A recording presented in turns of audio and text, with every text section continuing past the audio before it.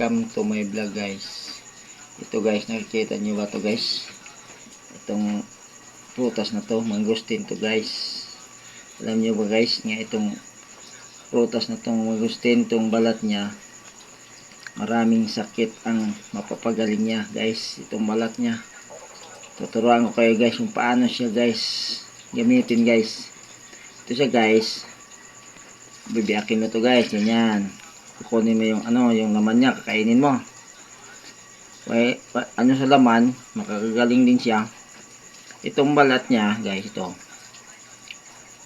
Ano siya, guys? Huwag mo niyong itapon, guys. Ibilad niyo guys sa araw, ito. Tapos pag matuyo na siya, guys, tuyo na. Ito yung lalagain niyo sa tubig. Yun ang gagawin yung kape.